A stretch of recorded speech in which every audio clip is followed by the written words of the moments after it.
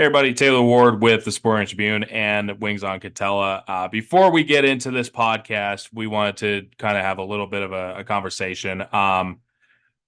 We recorded the baseball portion of this podcast on Thursday afternoon, prior to any event that occurred with Garret Anderson. We were made aware of, or to some degree, we were made aware of what was going on with Garrett's family late on Thursday night, very late on Thursday night, and then we had to record the hockey side of the podcast uh, just after the announcement of the death of Garret Anderson.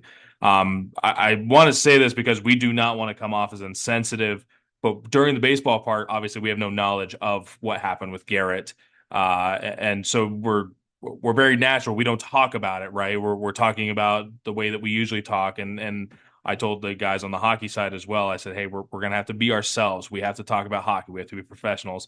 We just do not want to come off as insensitive because Garret was important to all of us. I was talking to Jack James. Jack would have conversations with Garret. Thomas would have conversation with Garret. Garret was one of his favorite players growing up. So we very much do care about Garret. I have a story on the Sporting Tribune if you want to read it. That's not why I'm here to talk about it. But Garret was a very important person in all of our lives to differing degrees and for different reasons. So just as you're watching this and you understand, please, that we aren't ignoring it. It's just something that during the recording part of the podcast, and scheduling, just it's something that we were not able to hit on directly because of timing. So thank you for understanding. Thank you for watching. Please know that the Anderson family, they are in our prayers and our thoughts and our love. I know thoughts and prayers is a lost comment sometimes, but realistically, I believe that all four of us really do care about the Anderson family and are thinking about them and praying for them. So thank you for understanding, and I hope you guys enjoy the episode. Hey everybody, welcome to episode 34 of Wings on Katella, the podcast where we talk about Orange County sports, among other things of the likes. With me to the start of the show, and we'll explain it a little later, but we explained it in the intro prior to this. Not a great day when it comes to Anaheim sports. The surprising and sad passing of Garret Anderson. We addressed it before you jumped on here, and just thank you for understanding as to why timing wise we've got to do the episode, get the playoff predictions out. And as I mentioned, the playoff side or the baseball side of everything we recorded yesterday before any of this. So hopefully it doesn't sound disheartening or like we're too upbeat because it happened before we knew anything. And we're going to try and just kind of push through this when it comes to hockey stuff. So for that, we have Jack James with us. You guys can find his work at the Sporting Tribune and find him on socials at @JackJanes_. That is Zach Cavanagh back from Europe, which is great to see us, Zach. I know that you had a very good time in Europe. You guys follow his work at Zach Cav, ZACHCAV, and you can find his work at Sporting Tribune. Covers the Anaheim Ducks all the way through. It's good to see you, man. Zach, real quick, how was Europe, man? How was England? England was phenomenal. Great weather for what it can be. Not too wet. Saw three Premier League soccer matches, which got a kind of a wide experience of saw a game with two teams in the relegation zone down at the bottom fighting for their lives in a big stadium at West Ham. Saw a kind of mid-table but a smaller community-ish stadium with Crystal Palace, which was fun for what it was. Got the full hospitality experience, which was delicious. And then I finished off the weekend going to Manchester United, Old Trafford, one of the biggest stadiums in England, in all of Europe, and an atmosphere that matched the stature of the club, despite the team not playing up to quite its desired level for myself. But the way that they do sports over there, soccer particularly, is so much the same, but then so much different in the way that we do things, and the atmosphere is unreal. Like, just it's a different level of passion that these people have for sport, where it is kind of like their local community livelihoods versus just we do this for fun. This is entertainment for us. Uh, they take it very seriously and they're very passionate, and I loved every minute of it. It was a great trip. Can kind of speak to it. Been to a PSG game in Paris, and Sure. that is not in like Paris, what you think of Paris, Eiffel Tower and everything. That is like downtown city Paris. So it's kind of interesting. But yeah, no, it's fun. Jack, I'm assuming soccer, not so much. Yeah, Yeah, can't say I'm a big soccer guy. yeah, yeah. World Soccer. Cup this summer, man. U.S. national team Sure. training Zach, at you're going to Great cover the Park. World Cup, aren't you? I'm filling out the applications, yeah, I through believe you through were our covering the World boss. Cup. So, Yeah, yeah, Boss Man was talking to me about it today. So I think yeah. you are. That U.S. men's national team is training at Great Park over in Irvine for the Really? World Cup stages. Yeah, Yeah. yeah. So that'll be fun. Just to Hopefully lose to that's gonna be Uganda. my beat. Or no, not Uganda. Paraguay. No, Paraguay. yeah, yeah. Yeah. Let's talk hockey, guys. We're gonna skip kind of the formalities as we mentioned. Episode 34. So during the process of you being gone, the Ducks were really bad. They played some bad hockey. To Sure, take sure us through did. that, we've got Jack, we've got Zach. I should have had it in the notes, but they were just bad to end the season. Yeah. What did you see, Jack Janes, from the Ducks at the end of the year there that just kind of forced them into what became they were leading the Pacific for a good while, and then they kind of had to fight their way into the three spot for the playoffs in the Pacific. It's interesting because, they lost, was it six in a row, right? Yeah. Six in a row. In that six in a row span, the first 3 or 4 games, that was truly just bad hockey. They were playing really bad. But the second half of that losing streak, and also after they took, a win, they lost another two before, beating the Predators Thursday night to close out the season. But like the starting in the second half of that losing streak, they played pretty well. I mean, they were dominating the shot totals. They were generating a lot of scoring chances. They just weren't going in the net. And then defensively, they're never going to be good defensively this year. That's just not who they are. But I when I was watching this team play, I didn't feel like the score was reflecting how they were playing. And we talked about this before in the 9 game losing streak. Yeah, they're playing better, but like you have to win these games, and that's sort of the same feeling here. They were playing a lot of goaltenders that had like the best game of their season so far, and they hit a few posts along the way as well. So I don't know if it's all just like they had a bad stretch where it was just unlucky, but because if you lose 6 straight, that's not all luck. Like there is some sort of skill that goes into that. So it was just kind of confusing because you had the first half that looked really bad and the second half that looked pretty good. They just couldn't buy any goals, or big time goals for that matter, to tie it up. Well, and looking at it, Zach, you were here, I know, for the chunk of it, but like I look at that Toronto game that they blew, the Radko Gudas game is what we can call it, because it was just a mess of that wasn't a hockey game. It was just a brutal, stupid match of guys in blue sweaters being idiots. Typical Toronto stuff. No big deal. That game kind of like was a turning point. I'm going to go back to the last 10 though. They lost 8 of the last 10. In 7 of those 8, they allowed 4 or more goals. And you mentioned it, the defense. Again, defense, defense, defense. You're allowing 4 goals a game. It's hard to boat race for a whole season, and you're losing to bad teams. You lose to Toronto, Calgary. You lost to Nashville was St. okay at the end. Louis. You lose Vancouver. I mean, I Vancouver. was gonna say Yeah. Vancouver, no offense. No, Yeah. none taken. They're awful. Patrick Alvin's see ya. Bye. I mean, 2-6-2 to end the season, and like we said, that Toronto game following is where I really make the mark. Even though I went to that Edmonton game to close out as well. So, Zach, I mean, is there a chance that they just are allowing 4 goals a game and hoping to win once with that? Well, I think what Jack touched on there is in terms of like the not the style of play, but the form of play, if you will. When I was talking to the guys before I left, they all were kind of in the same mindset of we're playing okay, we're just not getting the results. Like they were doing what they wanted to do. They were getting, even in the games where they were letting up the first goal, they're like we feel like we're starting better, but we're not getting on the right foot in terms of the results on the score sheet. And then the other way, when some of the games where they weren't playing well, they would score the first goal, and it just there wasn't anything matching up. It was funny when I was tracking the stats last night in the Nashville game, and this kind of speaks to kind of the overall thought of where this team was at the end of the year. So, as Jack said, a lot of the times they'd been getting goalied in despite being the better team, but in all situations last night, the Ducks took a spike in expected goals in the final like 2 minutes of the game, which kind of makes sense. But before that spike, I'll just go down to right before it really juts up.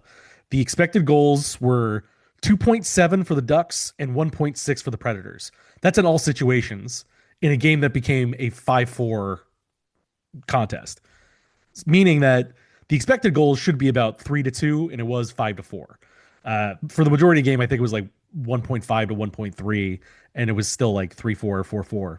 And what that to translate that for the people at home, the Ducks haven't been getting saves a lot recently. So even when they're playing okay, a shot will go in, and then that's a goal against. And on the other side, for the most part, the shots hadn't been falling for them, and so they finally met a goalie who had some holes in him last night, and they were able to score some goals and win the game. So it's kind of it's a very weird end to the season because you want to get the results even when you're playing well, but you're not getting the results. And you could say, well, that goalie was playing really well. That's true, but then like I think the eye test of it tells me defensively they are as bad as they've been all season. And that's not just from the number standpoint, it's that they are giving up the middle of the ice far, far, far too easily. And not that they've been great at it all season, but guys are just kind of waltzing in or getting lost in coverage and getting these grade A shots off, and those are the ones that find their way in. And to a degree, you're like, well, that's not the goalie's fault, but it's also you want to get a save. But at the same time, if they're letting up that degree of chances over and over again, they're going to get scored on. In that way, it felt like the beginning of the year where they would play 95% of the game extremely well, but then they would give up like 3 grade A chances and those go in the net. And that's kind of what was happening in the last bit. So what that means for the playoffs, I have no earthly idea, man. Like this team has bucked trends all year long. They've responded from winning streaks with losing streaks, and they've responded to those losing streaks with winning streaks. It's sort of what team will show up in Edmonton on Monday. It's anybody's guess, sitting here on Friday. And the biggest thing about the defensive struggles is because you mentioned like, lost in the play or, guys sneaking in, losing coverage. I think the biggest thing for them is just losing coverage. I think too many times Yeah. a forward, who's kind of up high in the slot just gets caught looking at the puck instead of, keeping an eye out on who's coming in and who might be able to get in the slot, because there's so many times where, a forward just sitting there staring at the puck and someone on the other team just, whoop, I just knocked over my fan. Someone on the other team just like skates right by them into the slot unattested and set up for a grade A scoring chance. I went and looked up the numbers.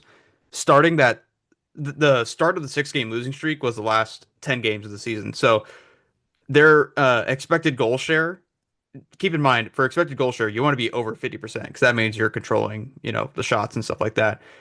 It goes for the 6-game losing streak, it goes 48, 47, 57, 36, 55, 58.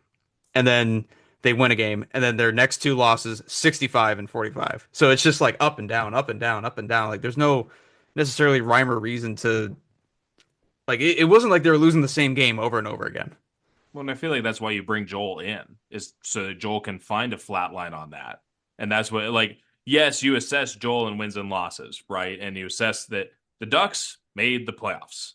That's massive. It's a substantial jump in the rebuild. Part of why Pat Verbeek gets the extension, which I forgot to talk about. We'll talk about it real quick. But Pat Verbeek gets the extension. The rebuild is ahead of the process. Joel Quenneville got them there. Same time, this team still has defensive struggles. It didn't improve. It improved to a degree over the year, but not really. They still had defensive struggles. And even when they bring in a guy that has more experience than anyone else in defensive minutes, and John Carlson, it didn't dramatically improve. And I know that you lose Olin Zellweger at that point for a lot of time. You lose Radko Gudas at that time as well, and to injuries, and you're bringing up Tyson Hines, Tristan Luneau, Gaucher is not. But either way, I still think the forwards definitely are a problem on defense, and you have to improve the defense from the forwards in particular. But this defensive core has to, we're going to talk about it here. How are they going to shut down Connor McDavid alone? Not Leon Draisaitl, but Connor McDavid alone.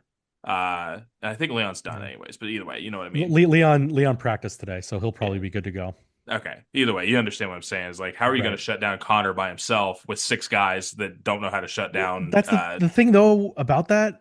They actually did a pretty good job against McDavid everywhere except the power play. Power play is where he made his inroads. Everywhere else, they actually did pretty okay against them, We which say is that, but in 3 games, they also allowed, what is this? This is 11, yeah, 16 goals in 3 games. yeah. But how many do they score? 12. Right. Well, that's They what were I all mean. close We'll games. talk They're about all it. right there. This boat race is going to be a nightmare, but either way, It's gonna be it's going to be a messy. nightmare. It's gonna I be hate messy. this series so much. This is the last thing I want for the Ducks for this Yeah. series, but But look, like Not Colorado. I would have taken Colorado in a heartbeat over Edmonton. I A would take boat race. yeah, Edmonton just because Edmonton doesn't have a goaltender. That's true. right. That's The true. Ducks So have a like better shot I at feel beating like the Edmonton than Colorado I by a feel long like the shot. Ducks could steal a game or two because they can hang in a boat race with the other team as a bad goaltender. But can they beat them twice without stealing the two? That's so. Yeah, Can they win 4 out of this? Is what I'm asking. Yeah, but they this is the can. playoffs. All you got to do is steal a game. Yeah. Mm, Look, I think the thing with the Ducks in the defense and all that sort of stuff, at a certain point this year, they became who they were. You're not going to change how you play on defense drastically this late in the year. they You are just who we thought they are. to a degree. Thank you, Like Thomas. they are a young team that is learning how to play that way. And Joel Quenneville knows that and did the anti-Cronin thing and let the horses run wild, and that got them to where they are. And some of that is messy and some of it's bad on your heart rates and all that sort of stuff. But like if the Ducks are going to succeed, the only way for them to do that is to play play the way that got them there. And I've appreciated the intent on upping the possession game and cycling, and that stuff is starting to come through as it was later in the year, but it's just not all the way there. And so when they're trying to do that, they're not gonna be as successful as they could be. So to push that into the playoffs, it's a different type of game. They will learn that. Again, they need to go through all these things. But I think something you said too, Taylor, is all important. We're going to take this as seriously as possible and try to see how the Ducks can win and can they and what they need to do to improve and be a better contender. But at the end of the day, the fact that they're here at all is the win. Anything that happens from here on out is nothing but gravy. Right. That's So fair. it's all learning experience. And Well, you don't want to tell that to Alex Killorn or Chris Kreider necessarily. They're guys that want to win and want to win right now. They don't have much time left in the league. But as a total organizational project, all of this is learning experience from this point on. And if they can, I don't expect them to flip a switch and become the 2002 New Jersey Devils, but they will learn they will learn or sink if or they will learn how to be a better defensive team, or they will sink. It's just the way it's going to go. So there's a lot, but on the whole, just a bit I don't want to talk too much longer because I know I suck up all the air in the room sometimes. But to touch on what you're talking about with like the ups and downs and Joel Quenneville being consistent, I thought for the most part they had done that. That's why the end of the season is so concerning to me, because they had figured it out. right. That's And all of a why. sudden they hadn't.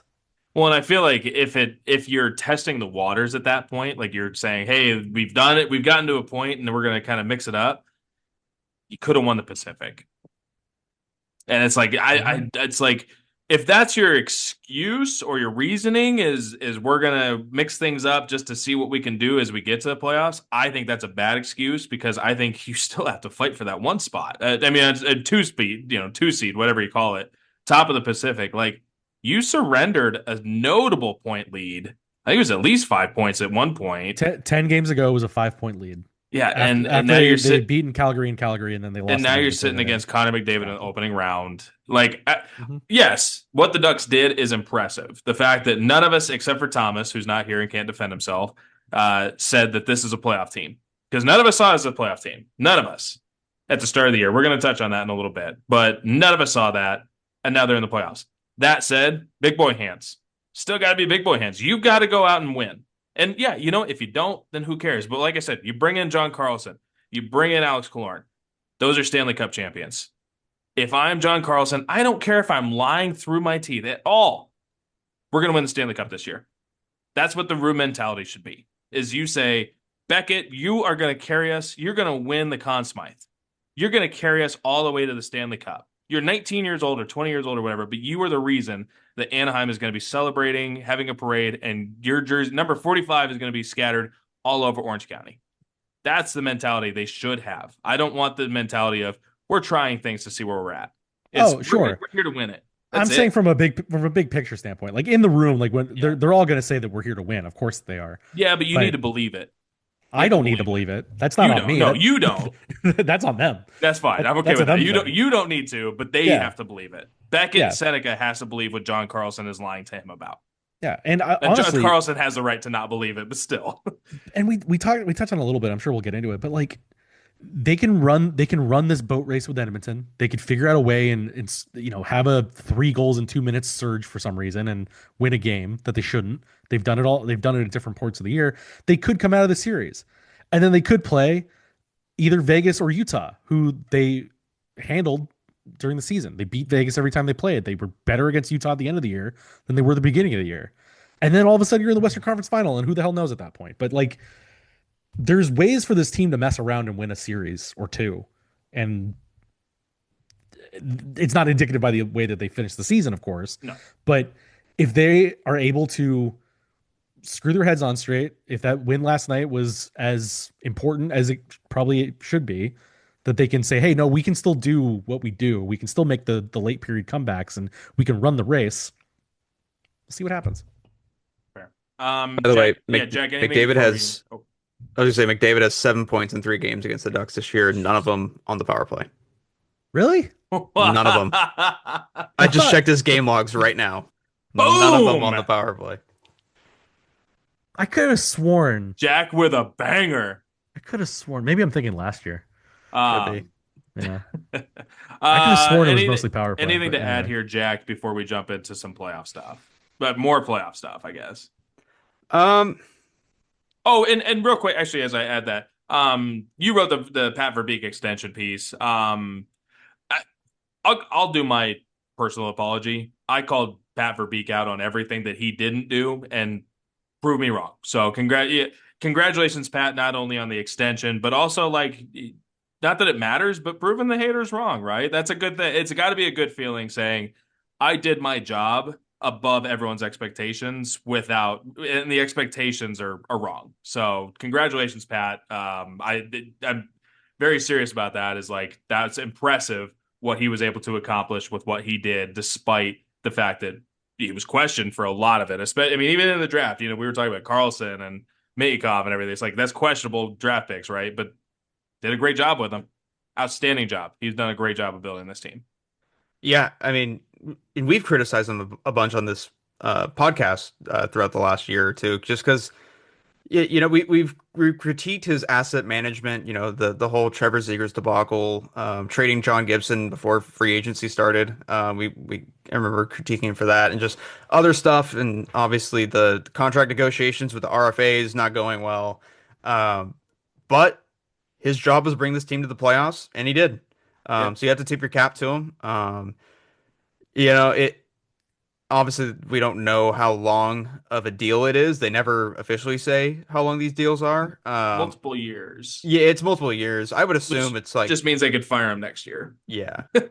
I feel like a pretty standard contract's like about 4 years for a GM, right? It's about right. Three or 4, yeah. If I were to make an assumption, just guessing, I would have guessed about 3 to 4 years for an extension. So we'll see how it goes from here and what he does to fill out the roster the rest of the way, because obviously there's still a lot of holes in it, as we can see from the defensive numbers. And not to bring up the Trevor Zegras trade again, but the Ducks are missing a second line center, and yeah, but they sure found a third line center.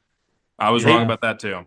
They did find a third line center, but they need a second line center more importantly than a third line center. So it's going to be interesting to see how that unfolds over the offseason, because obviously we didn't see the steps from McTavish that we all thought we were going to see. So does he do something? Does he try to make a splash in the trade market? It'll be remain to see, but congrats to Verbeek on the extension and to get this team back to the playoffs finally. Zach? Yeah, no, we, as you said, we rightfully criticized him going into the year, and I think that the criticisms were legitimate, coming into the season. And it is props to Pat that this thing has worked out, but that doesn't mean that he's beyond reproach. Like Yeah. whether it's the Zegras But thing or he gets his attaboy is what I would say. yeah, no, like you earn the second contract certainly, because now it's like okay, you did enough work to get us to this point. Now, how do you move forward? How do you? Because I think we said it on this podcast at some point. Getting to here, this is the easy part. The tear down and the quick collection of assets, that's the easy part.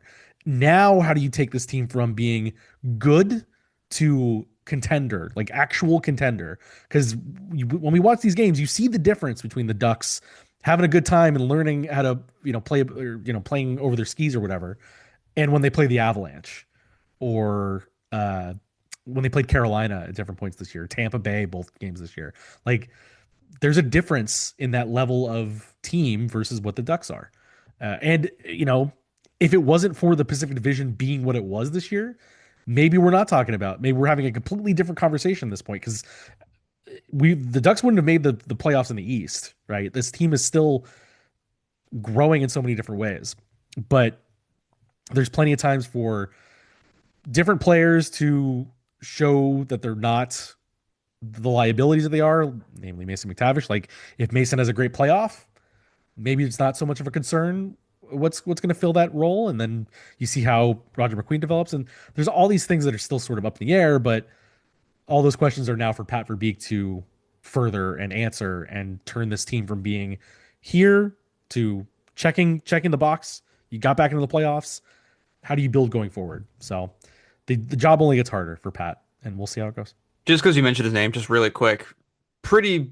I would say it's a pretty big deal for Mason McTavish to finish the year going 7 points in 7 games, just Yep. ending the season on the regular season on a high note, Yep. build some confidence heading into the postseason. I think that'll help him out in the He postseason. really needs it. We have all talked in the press box that Mason McTavish is in theory a playoff style player.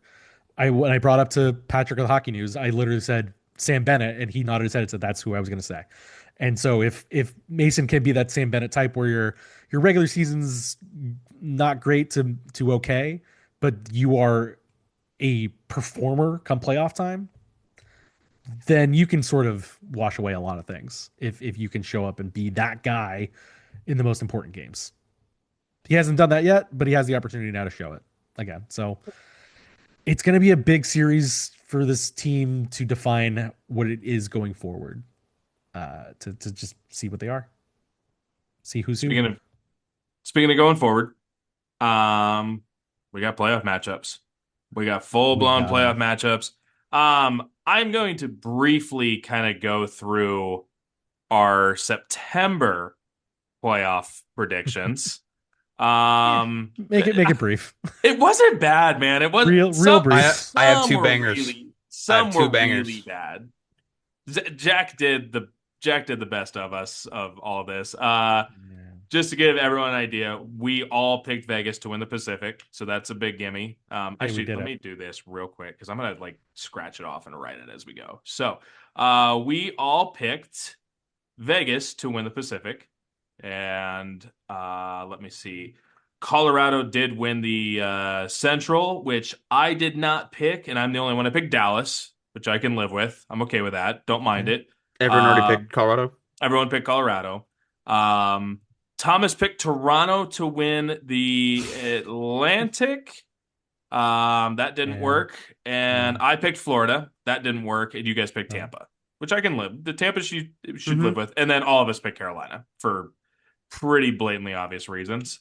Yeah. And then just going through, how about Thomas knocking out the West perfectly? Knocking out the West. He had Edmonton, Anaheim. Dead perfect. Dallas, Minnesota, dead perfect. And his two wildcard teams, LA and Utah, not in that order. So he was dead on with the West. Zach, let me see here. You picked Edmonton, LA, which we can live with. They both made it, right?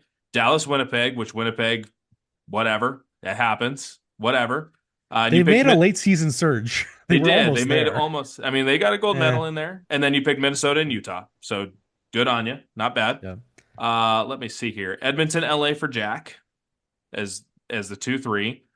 Minnesota, Dallas. Good job, Jack. And then Utah and Winnipeg. So not bad, man. Not bad. You missed one. That's not Yeah. bad. And I think even in that, I think I specifically said that the Ducks would be like the first team out, that That's they yeah. could have made the playoffs. It's just, Nothing wrong with that. when gun to my head at the beginning of the year, I wouldn't have told you that. I went LA Edmonton, which I'm okay with. I'm fine with it. I had Colorado and Winnipeg of all things for whatever reason. Didn't have Colorado as winning the division, but I had Minnesota as a wild card team and some little team in British Columbia that is called the Vancouver Yeah, Canucks. you're high That on that that Vancouver product. didn't go well at all. So, Yeah. um, Thomas went Florida and Tampa in the East, with New Jersey and Washington. Let me see here. Make sure I don't mess this up. So he had Florida, Tampa, New Jersey, Washington, Detroit, Philly. He is the only one that had Philly in the playoffs. Also, the only one that had Anaheim in the playoffs. So good for Thomas. How about Thomas on that? We'll Uh, buy him a Trevor Zegras jersey. yeah, attaboy. I couldn't wrap up because we recorded oddly today, kind of thing. All I know is that Thomas had Vegas over Philly in the Stanley Cup. So excited for that one.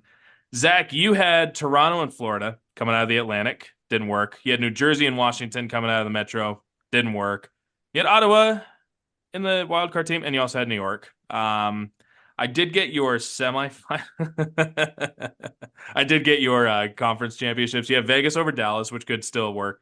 You also had Toronto over New Jersey.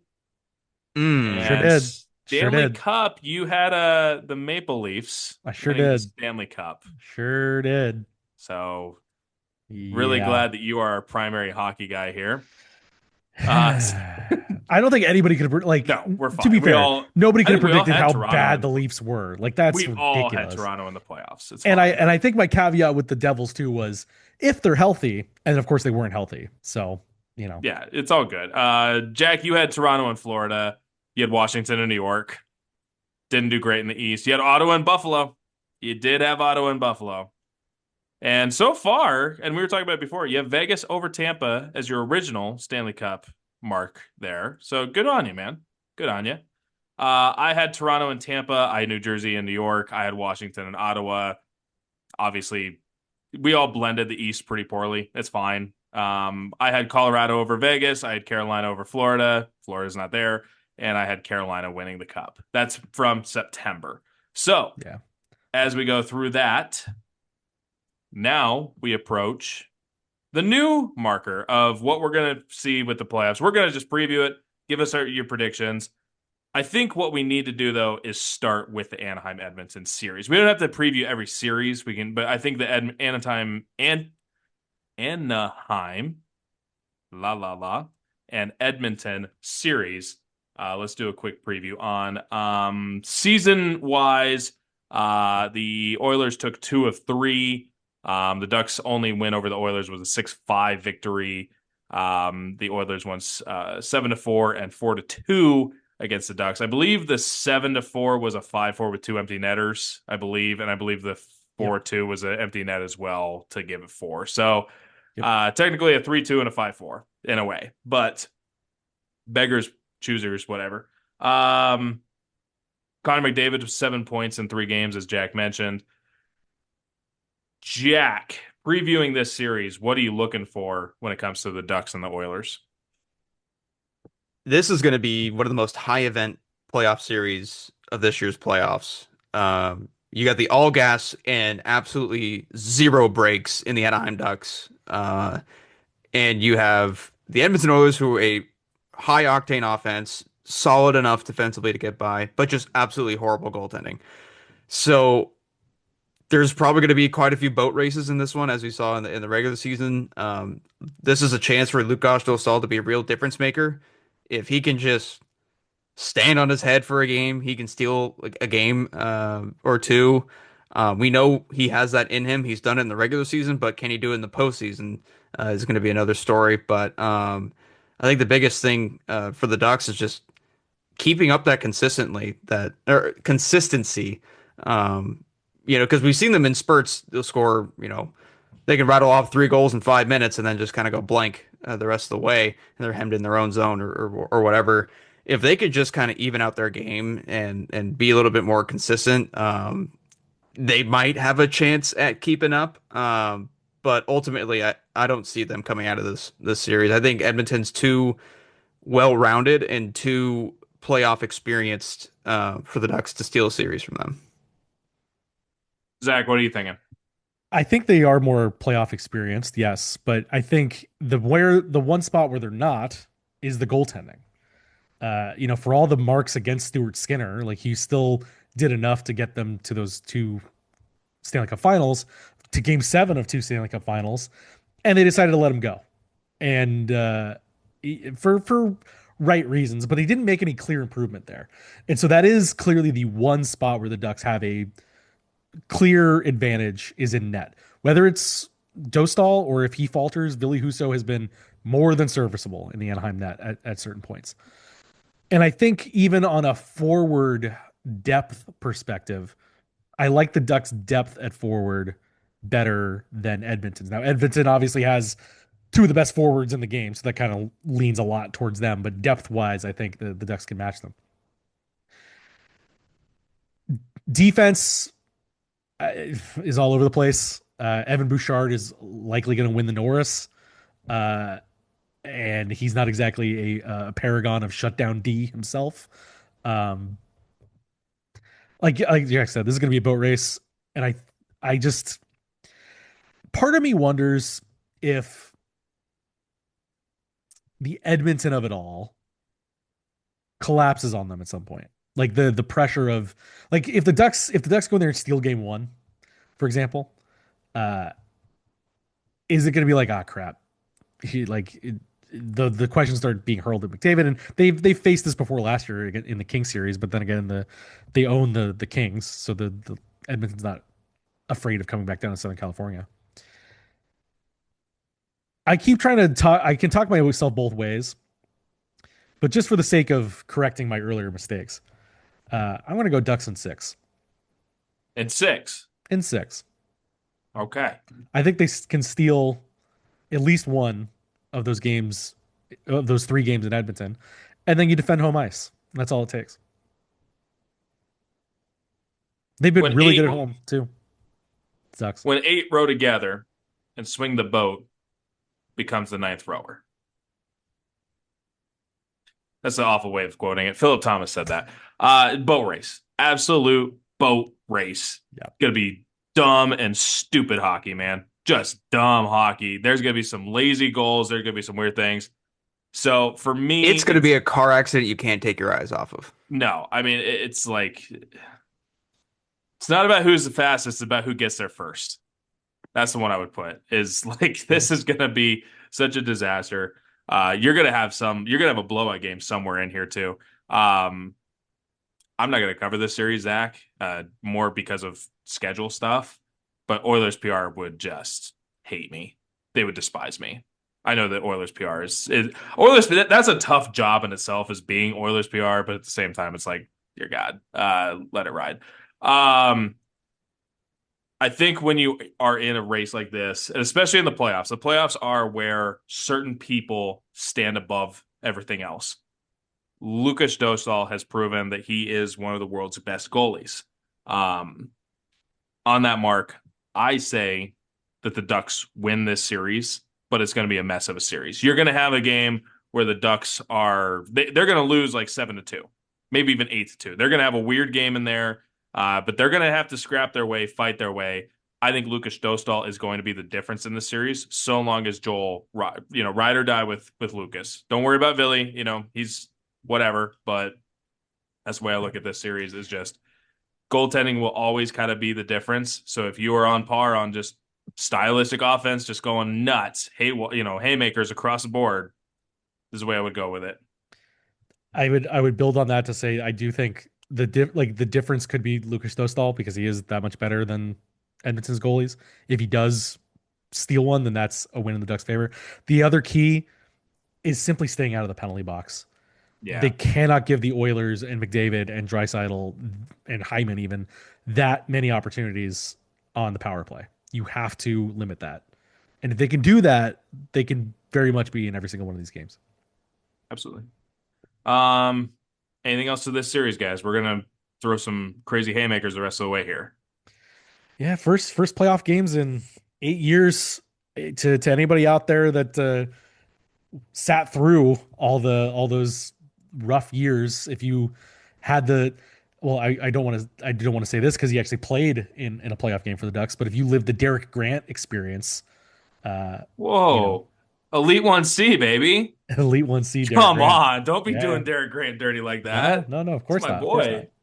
boy. Uh enjoy this because as I like as Taylor said, we're gonna tackle this with big boy hands, and you gotta have to criticize these guys and take hold their feet to the fire because this is the competitive time. But at the same token, as I said, this is the fruit of all the labor. This is what you play all those seasons for. That's what you go through the rebuilds for, is to get back to the playoffs. And this year is ahead of schedule. Enjoy the ride for whatever it may be. Next year, we can start needling guys and screwing into guys and saying, no, the defense is not good enough. Lucas Dostal doesn't step up in the big spots. Mason McTavish is a waste of a contract. You can start really piling it on going forward. But right now, this is the fun part. You Yeah. can start to take it more seriously in the summer. But this is going to be fun. Remember how much this stuff excites you, because I know I'm excited. Um, I am writing real quick the matchups so that we know what you guys are gonna put. I have my I bracket already up. was gonna say, do you have your bracket, Zach? I didn't fill one out yet, actually, but I can pull it up. Okay, so I just want to run through Thomas's because Thomas is here. Thomas can't defend himself. He is going to be the part of the second half of this episode, but like we said, we recorded that yesterday, so there's some things that are a little different. And Thomas also might not have this episode out till Saturday as well, so this is could be night of kind of thing. 3 day wings on Katella. Yeah, this is It's a a very block party interesting weekend. walk party weekend. I'm really glad we're going with the walk on that. Okay. I love Thomas so much. I can't believe what he did in the West. It's so fun. Oh, Oh Um, God. just I'm gonna go through everyone but Colorado just so you guys can get a sense of this real quick. He's got Anaheim over to Edmonton in 6. He has Vegas. I'm gonna copy and paste just so I don't screw this up. He has Anaheim over Edmonton in 6. He has Vegas over Utah in 5. He has Minnesota 5. over Dallas in 6. He has Vegas over Anaheim in the semis in 5. And I just want to run through the Colorado thing. He's got Colorado sweeping the Kings. He has Colorado over Minnesota in 5. And he has Colorado over Vegas sweeping Vegas in the conference finals. I think sure. Thomas is a little bit on the Colorado board. I think everyone's going to be until I don't know about them going 9 or what is that? That's 5, 12-1, 13, yeah, 12 and 12 1 and on 2. their way to the Stanley Cup. It's good. If they do that, then so be it. But like I say, he's not here to defend himself. Let it be. In the East, he's got Pittsburgh over Philly in 7, which I want to make fun of him for because he was Mr. Philly. But hey, Philly made the playoffs, man. Give it to him, right? That's going to be a messy series when we talk It's about gonna be a messy fun series. series. Yeah. Very excited for that series. Pittsburgh, Philly in 7. Buffalo over Boston in 7. Tampa over Montreal in 5. And he's got Carolina sweeping Ottawa. Sure. He's got Buffalo over Tampa in 6. He's got Carolina over Pittsburgh in 5, which means he's got them at 8-1 through the first 2 series. And then he's got Carolina over Buffalo in 6 on their way to the Stanley Cup. So what is that? That's 3. It's 8-3. No, 12-3 on 12-3. He's got one team 12-1, 12-3 on the other half. So big belief there. Jack, let's go through it, buddy. Colorado, LA. Colorado, LA. I got Colorado sweep. Oh, wow. Okay, good for you, man. Did not expect that. I've watched enough Kings hockey this year to know what's going to happen. Shut up. You cover the Kings. That's what I'm Shut saying. Like up. I've Shut watched up. them enough. I was hoping selfishly that the Ducks would have played the Kings in the first round, and then I quickly remembered, but then I would have to watch 6 games of Kings hockey. Like that's just 6 to 7 games of Kings hockey. Ugh. What do you got? Minnesota, Dallas. Minnesota in 7. Okay. That's cool. Vegas, Utah. I don't remember how many games I put. Because I took a screenshot of my bracket. I don't remember what I put in the bracket. So I think I'm gonna go Utah in. Oh no, yeah, Utah in 7. Nice. I will say this, going back to our September thing, you did say Utah was your sleeper team still. I'm So, telling you. and you had Anaheim, Edmonton. What was the thing there? I think I put Edmonton 6. Okay. Um, let's just stay in the West on this. Okay. Colorado, Minnesota. Colorado in 6. Okay. And Utah, Edmonton. Edmonton in 6. Okay. So there we go. And that means you've got Colorado and Edmonton. What do you got? Colorado in. You want to say five. You I want do to want say to. I five. really want to say 5 because of the goaltending.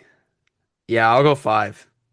So 5 you've because of the got them at goaltending. 12 and you've got them at 12 and 3 as well. I mean 12 and not 12 and 1, but 12 and 3 going to the Stanley Cup. Yeah. Attaboy. Hey, Ducks were Uh 12 and 4 when they did it, right? there you go. Yeah. Run it through Yeah. let's run it through the East. Buffalo, Boston. That's Buffalo in 6. Okay. Tampa, Montreal. Tampa in 7. Okay. Carolina, yeah, no, that was my reaction too. Carolina, Ottawa.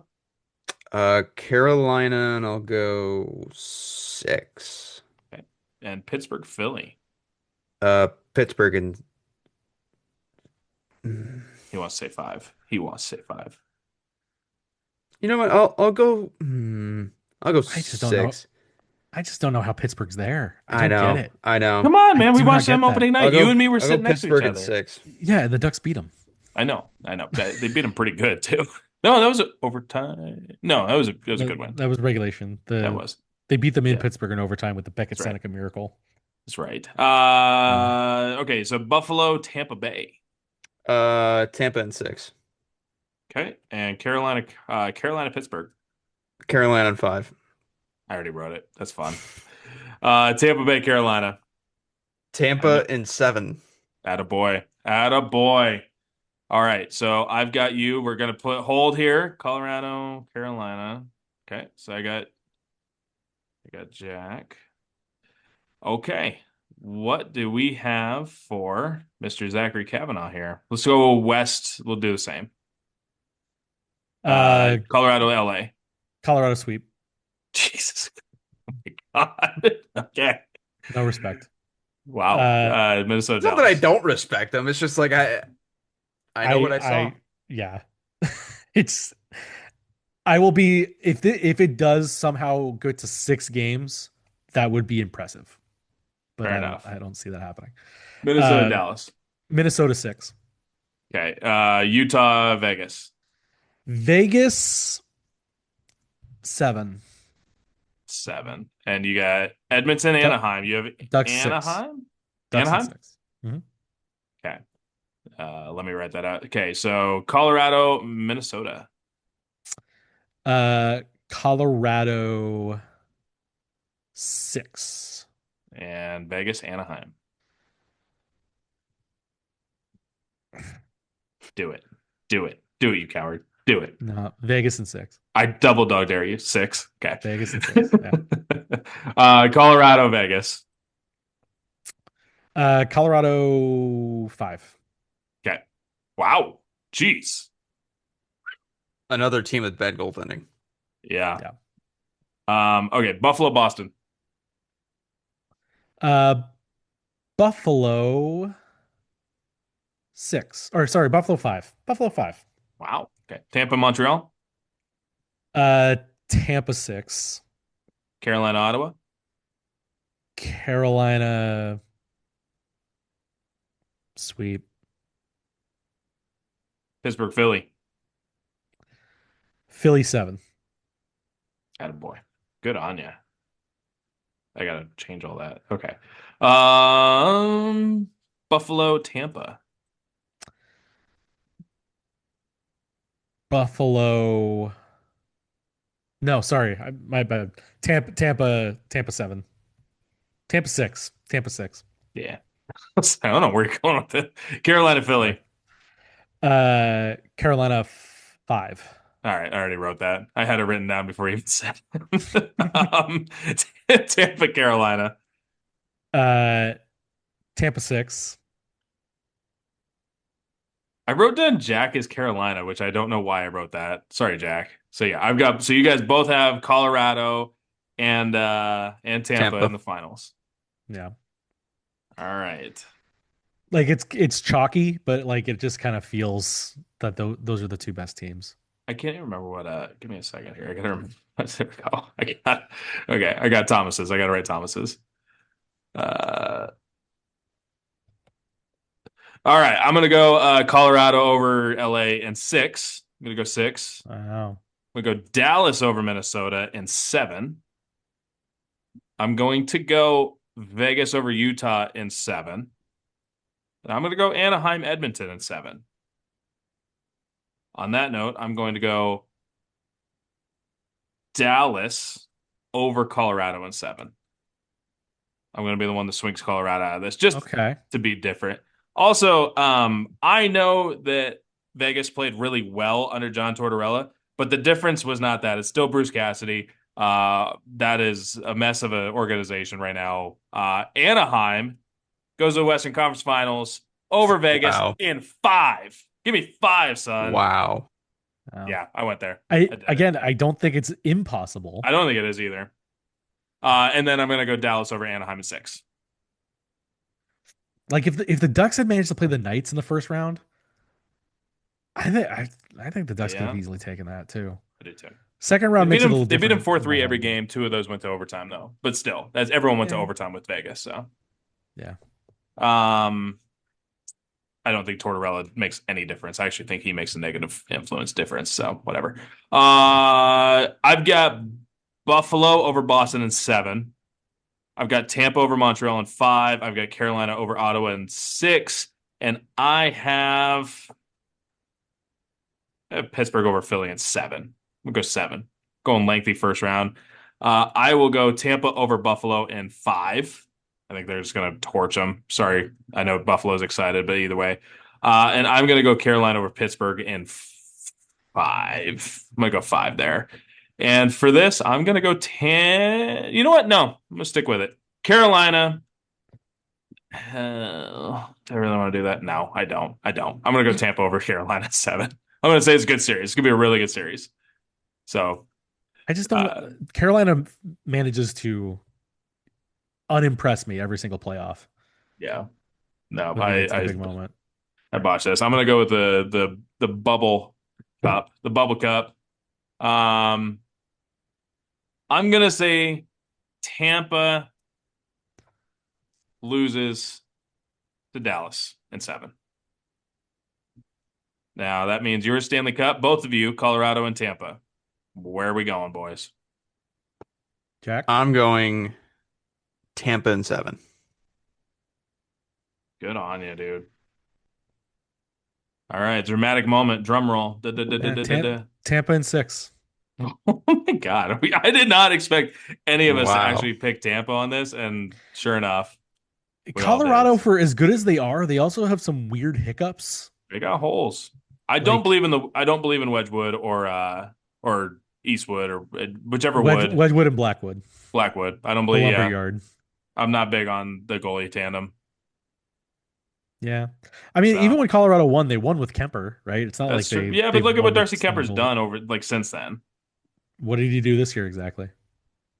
Bronze medal, baby, or silver medal, baby. These colors don't run. Oh yeah, he was on the Canada roster. He was. That's He right. was. Yeah. He didn't play, did he? No, No. But did he win the Vezina last year? he won the Vezina last year. Yeah. Yeah. I mean, look at that. Yeah, no, he was great last season. Yeah. Inexplicably good, but yeah. He was fine during the championship run. All right, guys. That's our preview. That's our outlook. It's our That's big it. outlook. We're gonna have fun with it. Playoffs are exciting. There's nothing like playoff hockey. I mean, I know The it's such a fa- cliche, but it's so true. The fact that we have to like pay attention and not just enjoy it is already giving me a pit in my stomach. So It's on you, bro. You decide to cover the playoff team. Jack, yeah, you're well, also on that too. So you guys are looking at our I did Ducks that, and coverage. And I did the rash decision of buying tickets to Edmonton last night, so we gotta go Have back fun. to third time in 3 weeks that I'll be out of the country. So that's good for me. Oh, and you know what? You know that lovely downtown Edmonton is just the best. Well, luckily I'm not staying downtown this time because it's too Thank expensive. God. I'm Oh, thank God. staying at the fine Fairfield Inn in North Edmonton. That sounds so much worse. It's Edmonton's just awful, dude. it's a It's three just a it's a 15-minute car ride it's a from the garbage arena. city.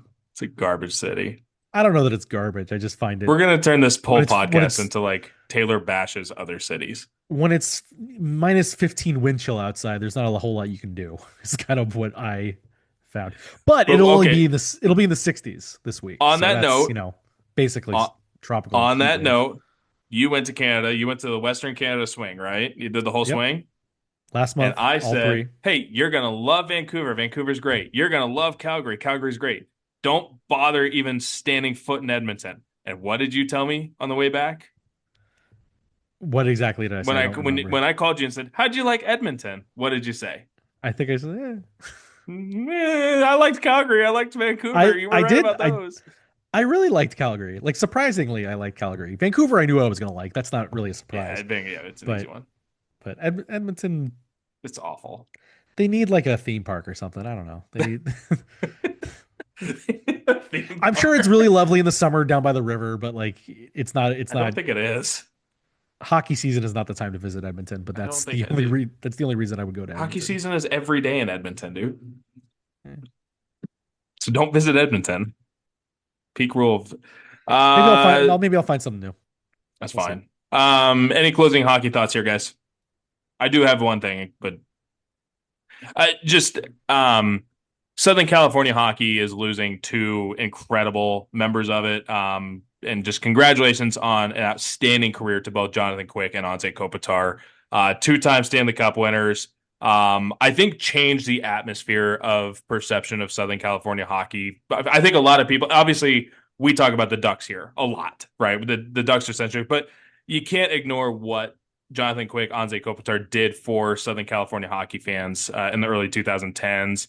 Anze Kopitar was doing commercials. Jonathan Quick was for two playoff runs, maybe the best goalie in the world for a time. It was really incredible to watch. So congratulations on just great careers. It's sad to see guys like that go, or especially when you've been like attached to them because of the markets and everything and getting to know them. But really cool to see that they're going out. At least Anze in the playoffs. I feel bad for Johnny Quick, but the champions. Their name is on the cup twice, both of them. So congrats and Anze. At least you get a shot at a third. It ain't happening, but at least you get a shot, right? So, Yeah.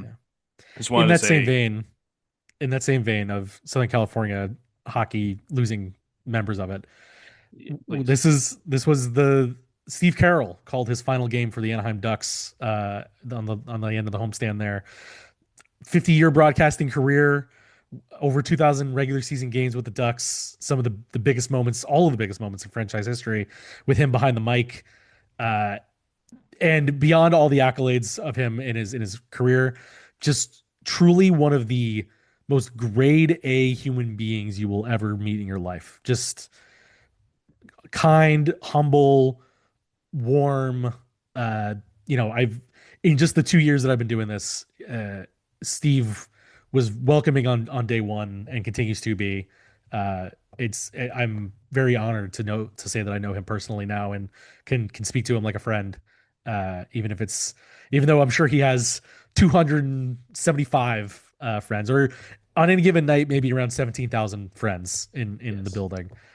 Steve Carroll, maybe underrated for his time. I don't know that he's going to get the Bob Miller treatment with a banner and all that sort of stuff, but an indelible part of the Anaheim Ducks organization through its first 34 years of existence. And, sad to see him go, especially in the circumstances that he has to go, but a wonderful man who will have a wonderful legacy in that Anaheim radio booth. Undeniably. Agreed on all fronts. Just the most incredible man you can meet, and just a world class broadcaster. On top of the fact that he is one of the best broadcasters you can find much better human than he is a broadcaster as well. Um, One last quick note. The Anaheim Ducks first round broadcast all will be on Victory Plus and KCOP 13. So there is that. Jack, closing hockey thoughts before we let Zach go and we jump into the second half of this. Um, I don't think I have anything. Just playoff hockey. Nothing better. So, Yeah. and now Ducks fans have a rooting interest finally. So, it's going to be exciting. Just enjoy it. Enjoy the ride. Because this is, like we talked about earlier, this is like your one free ticket of, you don't have to take this too seriously because this is a learning year for the young kids. So just take it in, enjoy the ride, and see where it goes. Attaboy. Jack, stick around. We're going to get into the second half of this show here. The second half of Wings Like Katella, talk some Angels baseball. Zach, thanks for coming and joining us for the morning session here. I would ask what your plans are for the weekend, but we know you're going to the Yeah. second worst town in Canada. Get a nice 6:30 a.m. flight of LAX on Sunday just to get up there. So What a blast. that's gonna be fun. But I'll be there for both games on the boots on the ground coverage, and yeah, keep supporting, keep following, and we'll ride this through in the playoffs. Again, that is Zach Cavanagh. You can find his work at the Sporting Tribune. You can follow him on socials at Zach Cav, ZACHCAV. Zachary, thanks again, buddy. Jack, we will see you after the record scratch, depending on what Thomas does. He always scares me with that stuff, so I really hope it's not a record scratch. All right, guys. Have fun. Zach, we'll see you soon, buddy. See ya.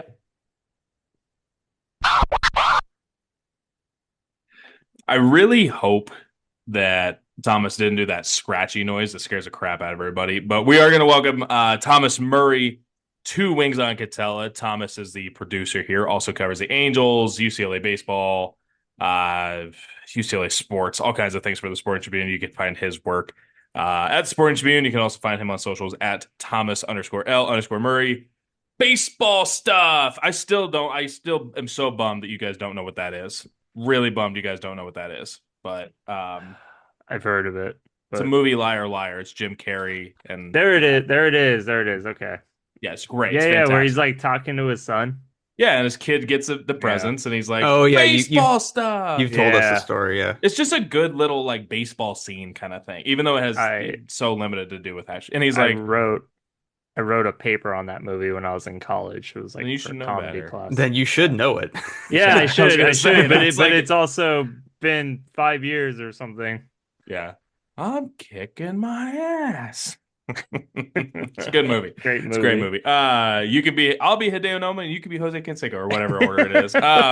Speaking of baseball stuff, we're going to talk Angels. That's what we do here on Wings Like Katella. We are recording in reverse, so there's some things that are going to go a little wacky once you guys actually watch this thing. Yeah. But the Angels just finished a 4-game series against the Yankees. They won the finale to split the series. They are 10-10 on the season, 500 as we enter today. Thomas, you're going to have coverage of the Angels later today at Angel Stadium. We're going to touch on a few things. We're going to touch on Joe Adell, Jorge Soler, Mike Trout, Jose Soriano, and kind of I don't want to say the bad stuff because the expected stuff to a degree when it comes to this team. Just talking about the Yankees series here. They were 5 outs away from a 4-game sweep. It did not happen. Jordan Romano did not have a good week this week. But that's kind of what we're talking about. Kind of to start off, though, because we haven't recorded since the Angels season started. They're 20 games deep. It's been a mess. We talked about it, earlier in the show. Zach and sticking to Europe. I mean, come on, who wants to go to Europe? But when it comes to the Los Angeles Angels, not the Anaheim Angels, Los Angeles Angels. Big event, Jack. You were there for Joe Adell's pretty historic night. I mean, so historic it goes to the Hall of Fame. Glove goes to the Hall of Fame. 3 home run robberies. They're going to have a bobblehead of it on September 16th. Just announced that yesterday. First 25,000 fans, etc., like that. But Jack, from being in the stands, or not in the stands, obviously you were, but the press box is literally right over where Joe went into the stands, right? What tell me about the atmosphere. I mean, that's got to be incredible. Yeah, so the first one's obviously cool. Robbing Cal Raleigh, who famously hit 60 home runs as a switch hitting catcher last year. So that the first one alone was pretty cool. Not that the catch itself was really that spectacular. He made it look routine because he positioned himself right. He ran his route correctly, got there, timed it up right. So it didn't look as impressive as it probably is. The second one was kind of the same ilk, but that one obviously had more stakes. I mean, one, how many times do you see someone rob a second home run in a game? And two, it was a 1-0 game in the eighth inning, and he robbed Josh Naylor of a home run. That's a huge part of the game. And after that one, all of right field fans are chanting, Joe, Joe, Joe, Joe, and he's pointing to the fans and smiling and all that. And it's good atmosphere. And then after the third one, it was just pandemonium. I mean, I don't think it was it a sold out crowd? I'm not sure if it was a sold out crowd, but it was a good amount of people there. It was Saturday night. It was first a good home game of the season, so second, close to it. Oh, it was second. Yeah, it was the home opening weekend. Close. Yeah, so Saturday night. I think it was. I think the first two games were sold out. Not very close. But it got loud. Everyone started chanting Joe, Joe, Joe, and it was it was the loudest I've heard Angel Stadium probably since the Freeway Series sweep, to be honest. That's fair. You mentioned something really dramatically important about that is with where this Angels team is, right? And we're treating them with big boy hands here. Every win matters because it's not about getting to the playoffs. That's what you want to do, but it's about just getting over 500. 1-0 game the whole way through. That game was a 1-0 game. It ended 1-0, and Joe was the difference, not only once, but 3 times. Thomas, you mentioned it progressively through spring. You wanted to see Joe in right field. You didn't want to see him moved. You wanted to see him as the everyday right fielder. Don't do anything there. Kurt's kind of giving you the reins there. Seeing Joe do that in right field at Angel Stadium has to have made you pretty happy on that. Yeah, definitely. And it was all I was saying, throughout time is really just been leave Joe alone, let Joe be comfortable. Don't kill what he's building on right now in right field, right? He's really turned into this star defender the last 3 years now, third season. 2 years ago when Ron Washington came up to Anaheim, Adell finished the season as a Gold Glover, right? And then he was kind of moving back and as a finalist, my bad. He was moving back and forth last year between right and center, and it was because of the whole Trout injury and just everything going on with that, and Trout attempting to play right field and missing time and yada yada yada. But I mean, he's really found his footing in right field, and I don't mind when they occasionally will be like, hey, let's have you move out to left field so we can give Soler a day and give Trout to DH, or occasionally start in center, but for the main part, like, keep him out in right field. And when you do the right thing and you stick by the guy and you let him build his confidence out there, you're gonna get performances like that. Even after this Yankees game today, was it the 6th inning? He had that. I don't know if that ball would have gone out of the park, but it definitely would have gone off the wall for a double. He still made a great leaping catch out there, and you're seeing the growth of a young player though, and you haven't seen that in Anaheim in a long time.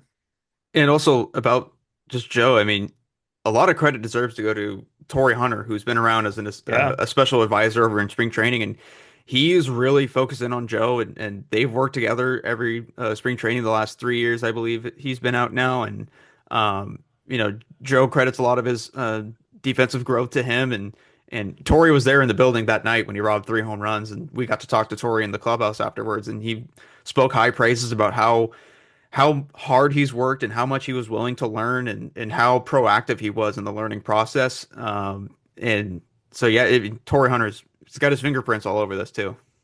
No doubt. And he was kind of good at outfield. He was okay in right field at Angel Stadium and but kind of anywhere. Any position. Yeah, anywhere. Out in the grass. Do you know why Joe didn't win that Gold Glove? It's like an error or something. No, I'm trying to remember who won it. Like Hunter Renfroe. Guys, it's a popularity contest. Joe wears Wilson. He's a Wilson guy. It's a Rawlings Gold Glove award. That's why he didn't win it. That, and I think whoever won it actually was like insane, off the charts. I want to say it was Renfroe that year. Might have been. No, I think it was Kepler. I'm looking it up. Either way, whoever it was, I bet he was wearing a Rawlings. So as you look that up, Jack, the Angels were, I mean, that was the first part of the week, was that Saturday. I think it was Tuesday or Wednesday. I think it was Tuesday. Thomas, you were there, or was Jack? Jack, were you there again? Jack was Jack there. was there Willier again. Willier Abreu. Oh, he's pretty good out there. Yeah, Oh, He that's is pretty pretty good good. out there. That's pretty good. yeah, it's not bad. So Jack, you doubled down. Later in the week, Jorge Soler hit a home run. Then he was hit by a pitch. Then there was a pitch like relatively close to his head. I'm not gonna say it was a head hunting pitch. You could say it was head high. Head high. I don't say it was a head hunter, but it was head high. But Jorge not stoked, not pumped about it. From old friend Ronaldo Lopez, and Ronaldo looked back at him, and Jorge said, "What? Huh? Who? Huh?" And Ronaldo said something. Whether it was, there's a lot of controversy on this. As Ronaldo said something back. Now, whether it was in jest or sarcasm or in seriousness or whatever it was, it led to a brouhaha, little kerfuffle that was actually a pretty solid fight. I got to give it. I mean, the funny one was Ronaldo holding the baseball and pinching down with the baseball like he was throwing a pitch. That was impressive. I got to give it to Ronaldo. That was something. But Jorge was swinging, man, and Jorge Soler is not a guy I would want coming after me. No. I'm not afraid of a lot of people, but that's a guy I'd probably be pretty afraid of. But end result Big is man. 7-game suspensions for both of them, both appealed to a degree. I believe that Ronaldo got 5 games, but didn't really miss a start over the span. And Jorge is currently serving a 4-game suspension. Is that Started 4-game today suspension? or yesterday?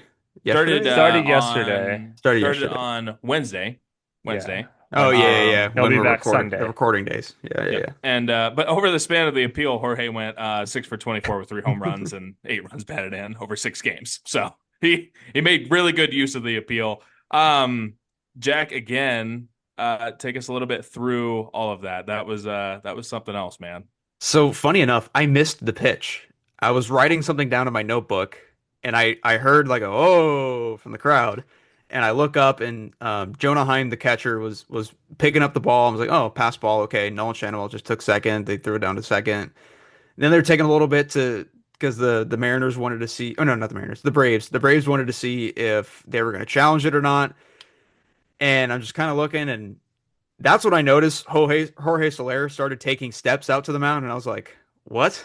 And then Here we go. Yeah, and then he fully charged, and obviously, anytime there's a benches clearing incident, the fans get all into it, and it gets loud and gets raucous in the stadium. But I mean, when I saw Soler stop on the mound to square up, I was kind of fired up. I was like, "Oh, here we go!" Like this isn't just a "Hey, you almost hit me." This is like an actual fight. Like it's going down, and they squared up, threw a few punches.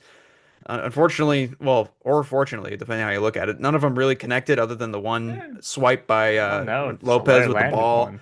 But I mean, I think we were probably going to talk about this anyway.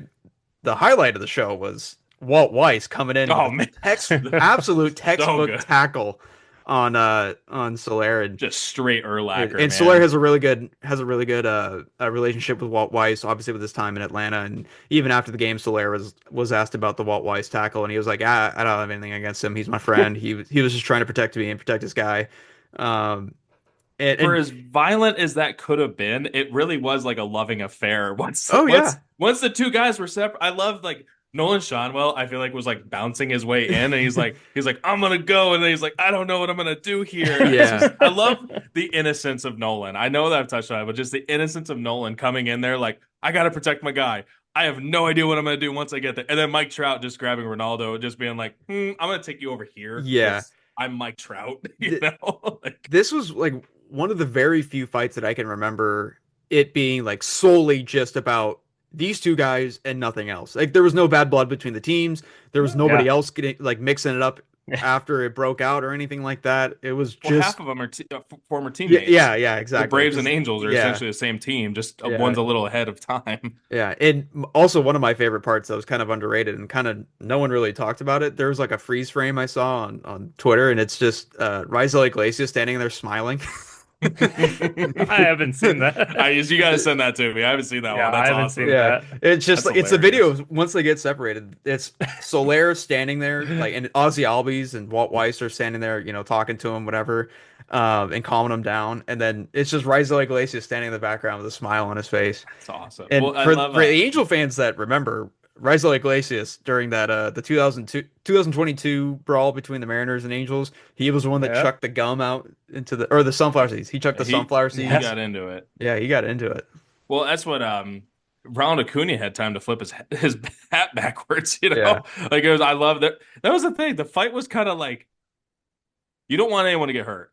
No. But no one was really getting hurt here. Like this No, was a yeah. fun little hey, let the boys settle it and let's all hug it out and be friends here. And it was enjoyable. I mean, I think of the Kevin Harvick fight or Kevin Harvick comment is he's like, I like fighting. We should have more fighting. Like, I'm not a very violent person, but I do feel like baseball could use an event or two like this every now and then. It's entertainment. Well, The fans get into it. when you think about, what was it, 2 nights before, Brian Wu is up high and tight twice on Mike Trout. And respectfully, like, the Mariners have always been, I'd have to look it up. But the last half decade, especially during the Scott Service years, they would just pitch headhunting towards Trout. And I'm not saying that they were out there to injure him or anything like that, but they just were not going to face. They were non-competitive against Mike. Yeah. And it was just pitches, and that's what I think about the Brian Wu thing. Brian Wu isn't known as a guy that's out there headhunting by any sense. And I'm not going to say that, but it's just like, are you surprised that the Mariners are throwing at the chin of Mike Trout here? And it's like you've got this buildup, right? Because you've had that for the whole weekend. They've been hit all weekend long by the Mariners. I don't think the Mariners and the Angels are getting along at this point.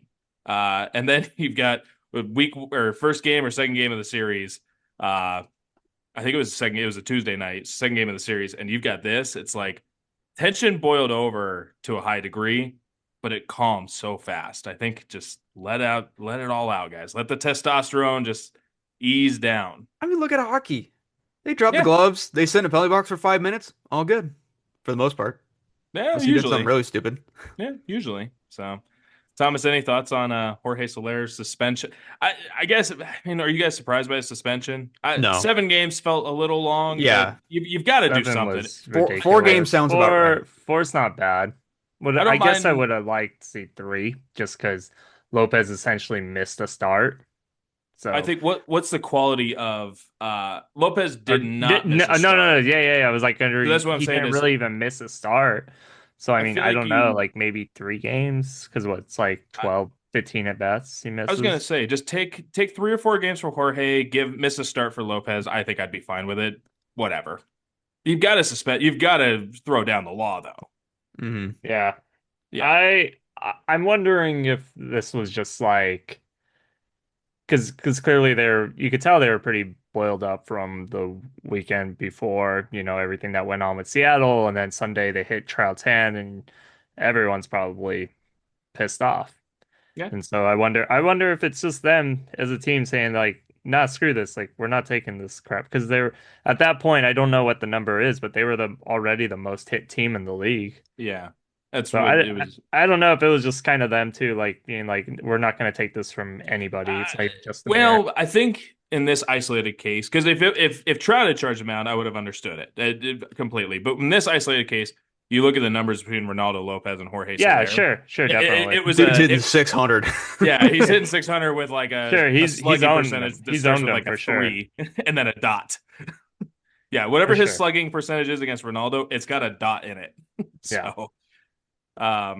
Speaking of Mike Trout, I'm going to shift our notes. Sorry, guys. Just quick switch. Teams that have decided to challenge him over the last week have paid for it. Mike Trout, running through some of the numbers. He homered he homered in every game of the Yankees series, 4 straight days, 4 home runs. He actually had 5 home runs over the series. The first visiting player to homer on 4 straight days at Yankee Stadium. First player to hit 5 home runs in a series. First visiting player, I believe, to hit a home run, 5 home runs in a series at Yankee Stadium. And first to do it 4 in a row, 4 games in a row. Joins Aaron Judge, only player to homer in 5 consecutive games. Because keep in mind, going back to last year, he ended it with a home run in his last year. So that's 5 straight games at Yankee Stadium. He's got a home run. 11-game hit streak. I had it earlier today, but I didn't do the math. But he's hitting like 400 over the last 11 games at Yankee Stadium. just really nice to have him playing in front of his family out there. Good to see Mike back into a rhythm, going through some swing mechanics. Swing's the same, but going through some setup mechanics. Changes his load a little bit, taking some steps. Got some happy feet in the box. Thomas, Mike Trout having you sent a text today that we're gonna come back to. It was a very interesting comment, but Thomas, think about Mike Trout this week. Massive week at Yankee Stadium. Yeah, I mean, hit 5 home runs in 4 games. Like, put an exclamation point. The whole talk of that series was him competing against Judge, and I mean, Mike Trout is looking like Mike Trout right now. Sorry, I had the stats from the 13th, but this series, I mean, he's on fire. He's hitting 375, 6 hits, 5 of them are home runs, 9 RBIs. Like, Mike Trout's looking like Mike Trout again. I would hope that we can see it, this kind of sustain and last the long term. Right when the season started, he kind of looked locked in. He had an opening day home run too, if I'm correct. He's looked really good lately, and he I feel like he looks healthy and he's just seeing the ball very well right now. And even when he was kind of in this little slump, he was still, I feel like he was making pretty good contact and he was sending the ball pretty deep out in the outfield. Just sometimes he got played a little better. Just say I think he got BABIP'd. I think maybe Marine layered a little bit. Getting out of Anaheim is going to help him a little bit. He hasn't struggled in Anaheim by any sense of his career, but just get out of the Marine layer and get a little warm air under you. Entered the series with a 693 OPS. Oh, sorry, this is Saturday's game. This is from Rhett Bollinger of MLB.com. Entered the game on Saturday with a 693 OPS. Now his OPS 1.01. That's pretty fair. He had a good week. I mean, even the Cincinnati day in Cincinnati had a good end of the series. Playing center field, having a good time.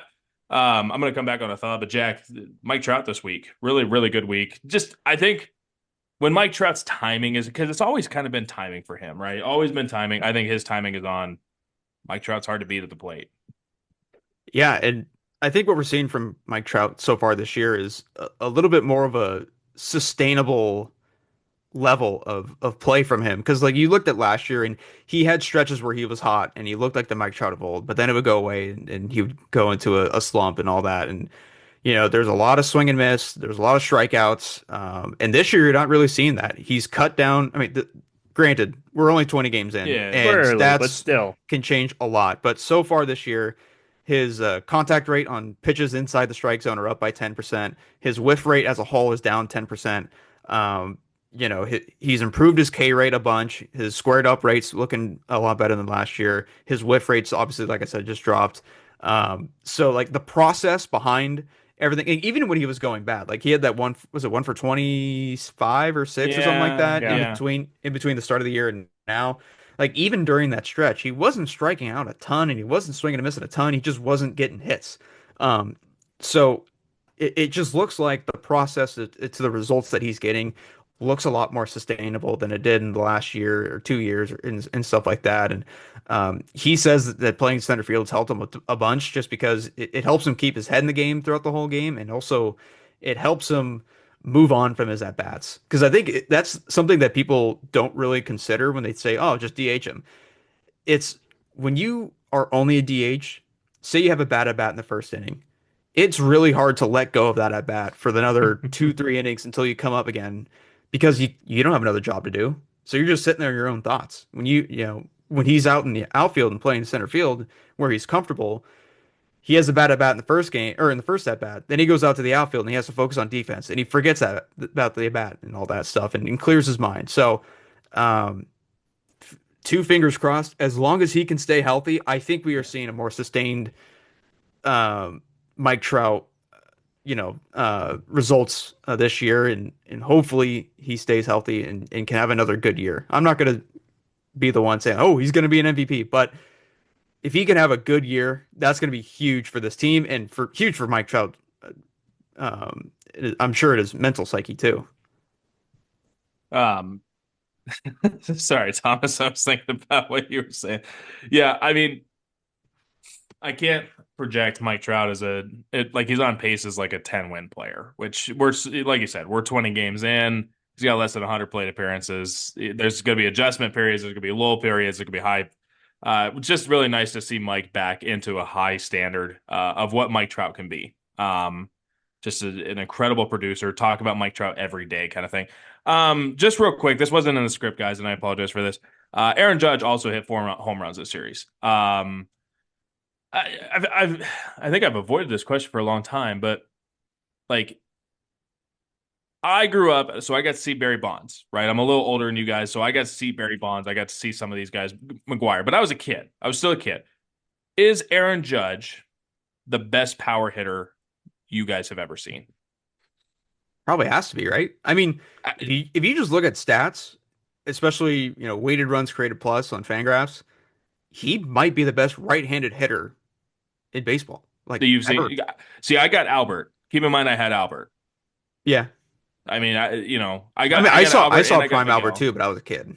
Yeah, I got Albert. I was teenage, late, early 20s kind of thing, but still, I get it. No, I just think, like, I don't know what his career home run total is going to be. I'd assume he's going to hit 400 maybe not this year, but next. I think is what it is. I think he's like 350-ish right now, something like that. Is he? I thought he was like 375. Is he that far up? I think he is. I mean, this is another, like, there aren't a lot of guys that are going to hit 500 home runs in baseball right now. And if he's a 500 home run hitter, that's, it's today's game. I think Judge has a very good shot of getting 500, definitely. I do too. Yeah, but I mean, just is this the best power hitter you've seen, Thomas? And like I said, I got Bonds, I got guys like that. There's like. Honestly, I'm gonna say no because I'm a little bit older than Jack, and I did get to see Barry Bonds. When I was a kid, I remember watching like the '02 World Series. I remember watching Bonds torch the Dodgers all the time. The classic Bonds and Gagne matches between the Giants and Dodgers. And then, I mean, is Ohtani considered a power hitter? Yeah, I think he's considered everything. Yeah, if you have back-to-back 50 home run seasons, I think you have to be considered a power hitter. Ohtani's probably one of the best hitters I've ever seen too. Well, I was gonna say, but the thing is, like, Judge is more well-rounded hitter than Shohei. Did I say Trout? I meant Judge. Judge. I mean, but Judge is a more well-rounded hitter. Well, like, was Willie Mays a power hitter? He was everything. He hit 660 home runs, so yes. But like, do you consider Willie Mays a power hitter? No. 375 for Judge on the home runs. By the way, I just pulled it up. Highest career weighted runs created plus among right-handed hitters in baseball history. Josh Gibson 202, Aaron Judge 177. Wow. Well, that's like I was gonna say. I asked my dad who the greatest power hitters he saw was. And he'll say, like, oh, Duke Snider, Harmon Killebrew. He doesn't go to the guys that have more home runs than they do. It's just about, like, this is a mental thing. It's more than, like, yeah, Judge might not have 700 home runs. Shohei might not have 700 home runs. Like, Juan Francisco hit a ball almost to the scoreboard. Now, Shohei hit one off the scoreboard, Angel, but Juan Francisco hit one into the bathrooms. Like, that's one of the most impressive things I could think of. Like, who was the oh man, there was a guy in the 90s that it's steroid dude. Oh, Juan Gonzalez. Like, that's who I think of when I think of power. But Judge is one of those guys I sit there and I'm like, I just don't think there's a guy that hits with power the way that he does. And I'm not talking about hitter. Like, yes, he's a better hitter, like contact hitter, but still, it's a hard thing to see. It's pretty impressive. Yeah, I was gonna say I've actually really have appreciated Aaron Judge the last couple of years. 2 years in a row, he finished with the over 300 batting average, which I don't think people appreciate anymore. I do. No, I mean, it's different, but I love batting average. See, yeah, I'm the same guy that can look at batting average and weighted runs created plus and get excited. It's called Jurassic Park factors, baby. It's called being open-minded. Think about. Oh wait, no. Did I screw this up? Yeah, never mind. I screwed it up. I was gonna have a joke, but you can do it. Have I ever sent you guys the Jurassic Park factors thing? Yes, yeah. I love it. Yeah, that's me. I'm old. I'm a nerd. See, I grew up when Jurassic Park was new, man. Jurassic Park's my thing. You guys talk about your Avengers and your Yeah, Spider-Man and Tom Holland and crap. yeah, getting Give me hated Laura on for Dern, Comic son. Con. Yeah, I forgot Trout was already 34 because Aaron Judge is about to be 34, Yes. and I thought for a quick second Judge was like a couple months older than Trout, and I was gonna say, imagine how good Mike Trout's gonna be when he's Aaron Judge's age, but then that wasn't gonna No, land. Judge came up when he was like 25. It's a little Yeah, different. because he went to college, did some years of the minors, Yeah. Mike Trout and I Fresno are State. like I think Mike Trout and I are like 30 days apart. Mhm. Um so on that, moving on to a little other stuff. Jose Soriano, man. Now we've talked about a few things, but Jose Soriano, just running through his games. Start of the year, opening day against Houston, 6 innings, no runs. Goes to Chicago, Wrigley Field, 6 innings, no runs. Goes against the Braves, who the Braves are solid team. 8 innings, 1 run. The run came late, struck out 10. His last outing against Cincinnati, 7 innings, no runs, 10 strikeouts again, double-digit strikeouts both games. He has allowed 1 run in 27 innings at this point. He has allowed 18 base runners over those 27 innings, which is impressive as well. Thomas, you sent a text, and I'm very curious to see what this text is going to be. I'm going to go off screen just for 2 seconds here, guys, but tell me a little bit about the text and talk about Jose Soriano. Sure. Well, for one, it is not a very serious text, so it's way too early. Not gonna stand by it. No, I'm not gonna stand by. I'll still stand by my Nick Kurtz for MVP, but I sent a joke text to the group chat saying Jose Soriano will win a Cy Young and Mike Trout will win an MVP this year, and the Angels will still find a way to miss the playoffs, which is just on brand for what the Angels have been for the last 10 plus years now at this point. But I mean, yeah, I mean, Jack, we've seen it though. Like Soriano looks a lot different this year, and he looks damn good. Yeah, I mean, the biggest thing for him is obviously the command has been a lot better the last Yeah. these first 4 starts, not walking guys as much as he used to. But I think in terms of his arsenal, like what's changed, he's using his fastball a lot more than he has in years past, and he's also using the splitter slightly more. And the reason why that's important is because one, the fastball, I mean, if you can get it at the top of the zone, it plays really well. It he doesn't have to just rely on his sinker. And also, when you have the fastball that plays up, you could tunnel it with that knuckle curve he has. It makes it look like the same pitch. And then where the splitter kind of comes into play there, that's just another wrinkle into the tunnel where Yeah. now you got 3 pitches that look like they're going to be in the exact same spot. One will stay at the top of the zone. One's going to snap hard down to the left for that knuckle curve. And then one's going to go straight down for that splitter. So by him using his fastball and his splitter more, it's just being more deceptive and keeping hitters off balance if he tunnels it right. So can I counter that? And I came in very late on that, but did you say he's using his splitter more often? I said slightly more often. I said he's using So his fastball more often.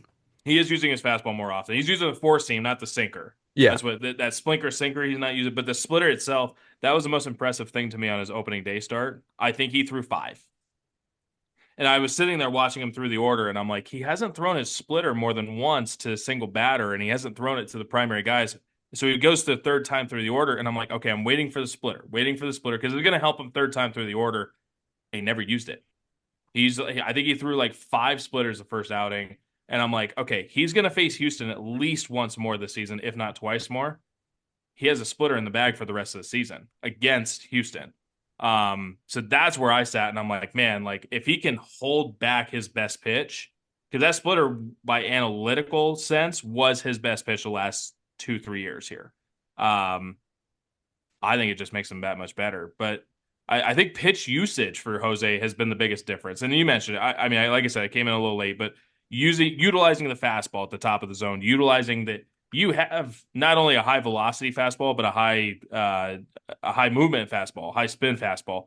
That's just so much more effective when it comes to Jose. And I think you can't expect him to run a sub-1 ERA for the rest of the season. He's eventually going to have, I'm not going to call it a bad outing, but he's going to allow more than 1 run in an outing at some point.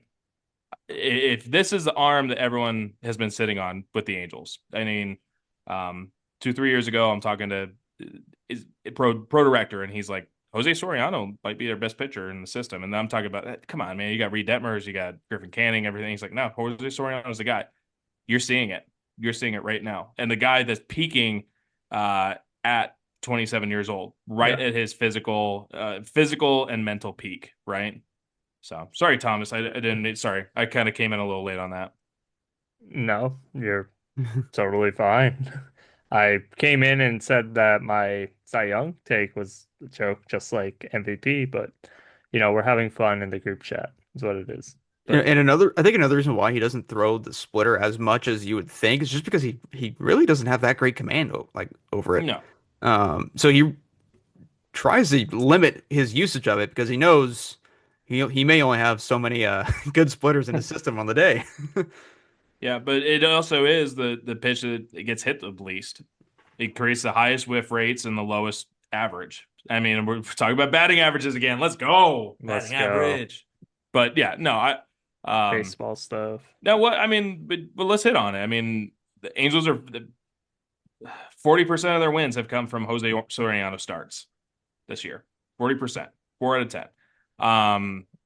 He is giving them a chance to compete every day. And we're dating back to last year. He had a few little blow-ups, but he gives them a chance to compete every day. Is Cy Young really out of the realm? I mean, I'm not talking about he's not better than Tarek Skubal. He's not better than oh my God, the lefty up in Garret Boston. Crochet. Garret Crochet. Like He's Crochet. not better, but like, could he perform better? Honestly, why not? Is he having a great year? Yeah. Yeah, I mean, no one expected Garrett Richards in 2014 to be a Cy Young candidate, and then obviously the knee thing. But like, this is the kind of thing where it's like you have the stuff, you figured out how to utilize it, you have a good voice in your ear with Mike Maddox, because I think Mike Maddox telling him about pitch selection and how to utilize it has been massive for him. Yeah. Who's to say he can't be a Cy Young finalist? I think the thing I want to see from him is how he's going to do in the second half of the season, just because he gets a little tired later on in the year. It's a long season. It's a grind. 2 years ago, this season ended because he had like fatigue. And last year, 169 innings pitched. That's the most of his career ever. Previous high was 113. So, he's had 2 Tommy Johns. That's what I was just about. I know it's multiple. I think it is 2. I think it is 2. I don't. Yeah, he's had it twice. It was February 2020, and then the second procedure. He came back and was misused by Pittsburgh after the Rule 5, and he tore it like 3 pitches in to his first start, a rehab start. So yeah, he's had 2. It's that too. So, He's at 27 innings through 4 starts too. Well, the sad reality of that is he is one elbow injury away from never throwing a baseball again in his life. You don't come away from a third Tommy John. You hardly come away from a second, and you don't come away from a third. So utilize what you got, man.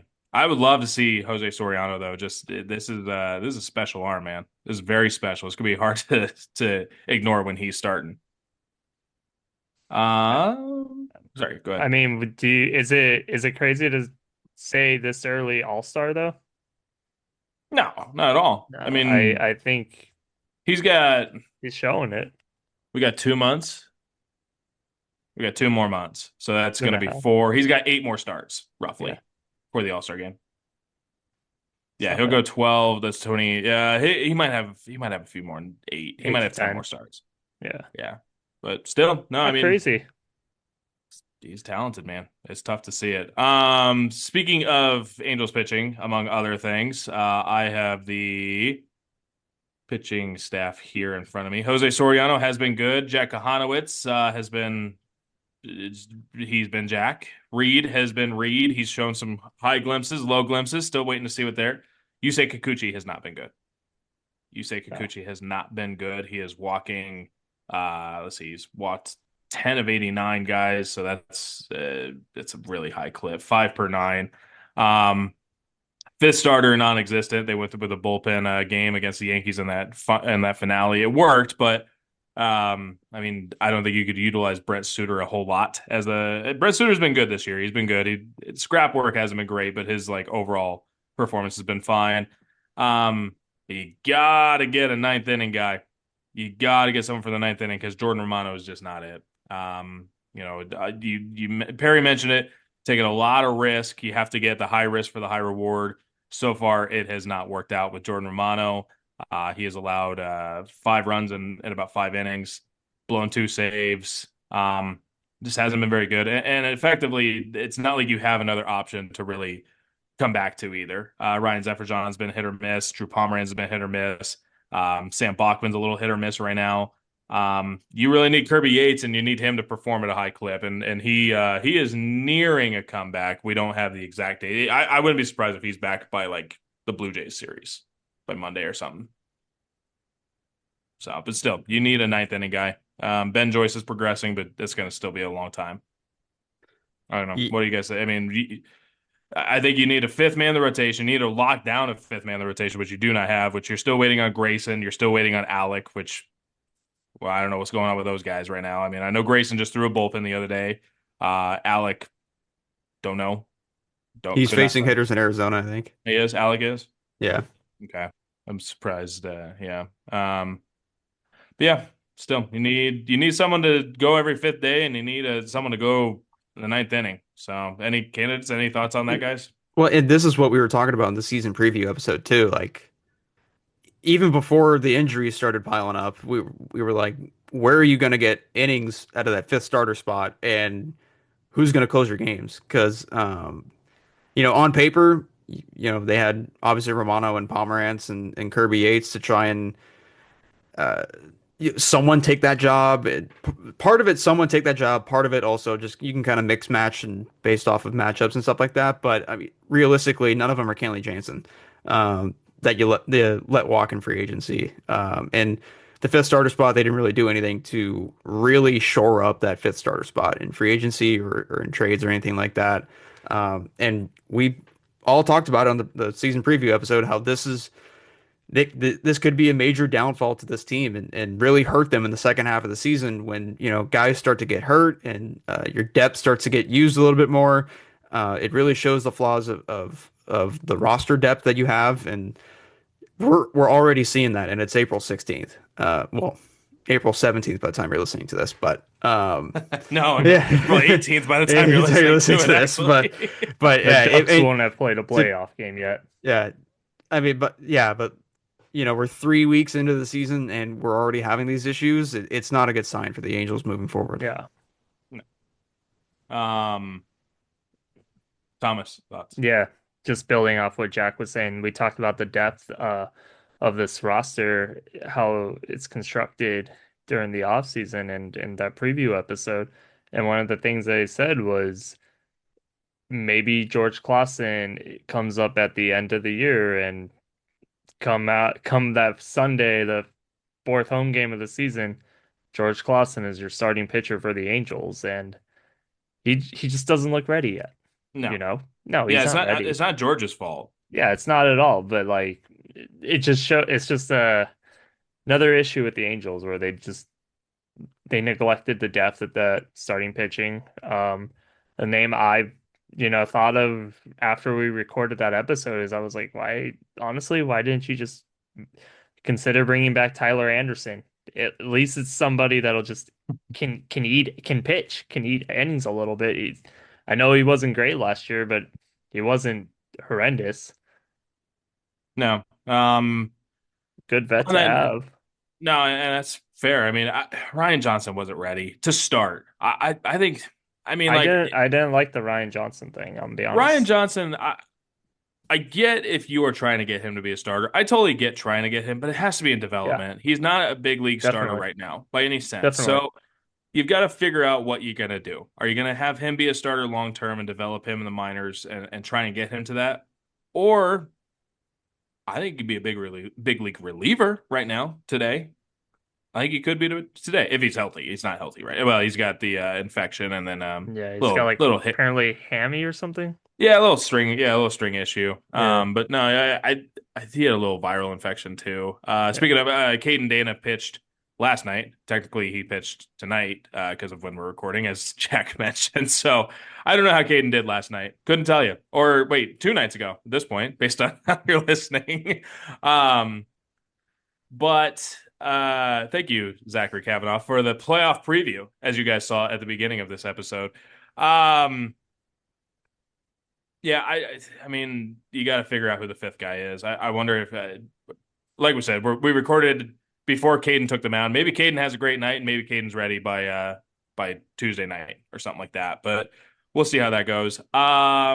Anything else, Angels guys? One thing I do want to say, I've been surprised with Kurt Suzuki's use of the bullpen. I think the bullpen's been bad in general, but I feel like the usage of the bullpen has been pretty good. And that's one of the biggest things you can counter flaw when it comes to a manager, Yeah. first year manager especially. And if he's making I wonder, I don't know if he is making the decisions. It may be something his watch is telling him, but I don't know. Yeah, I mean, I don't really have any grand takeaways from Suzuki's managerial decisions so far this year.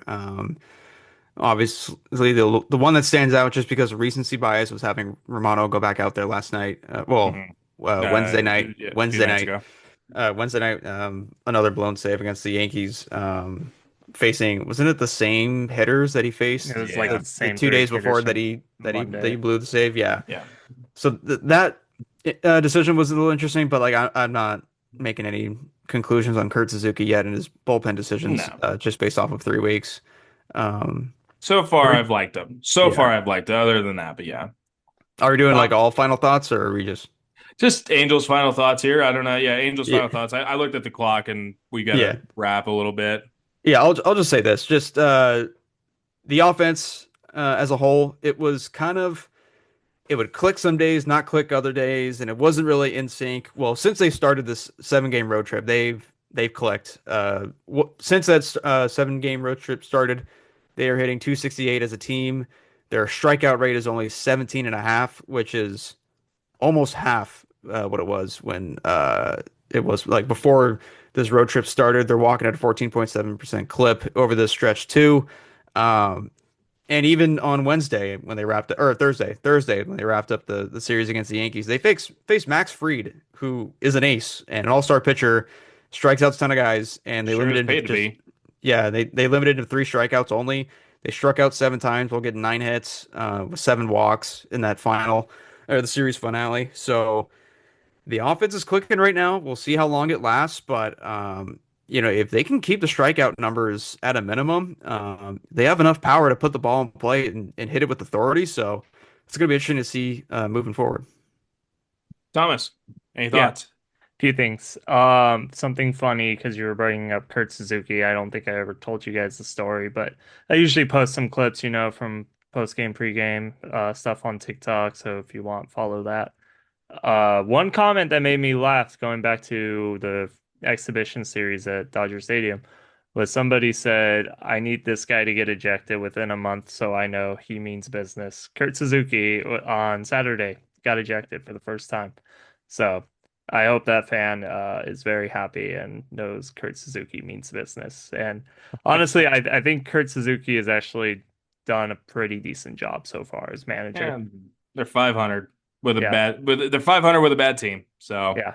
um, He's doing pretty fine. The one thing I would just like to say is just I'd like to see them strike out less. They lead the league at 193, but they also lead the league in walks at 95. So I'll at take bats it. seem to be better.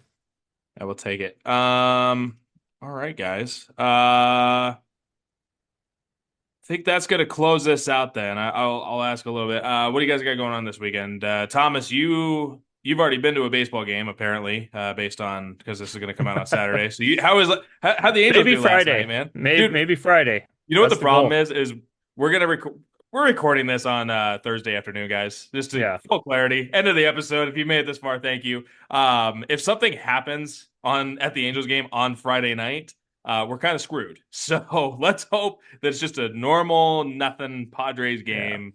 But sorry, Thomas. Goal You're going goal tonight is and to get this out Friday night. Friday going before the game. Sunday. That's my goal. Yeah, I'll be there Friday and I'll be there on Sunday.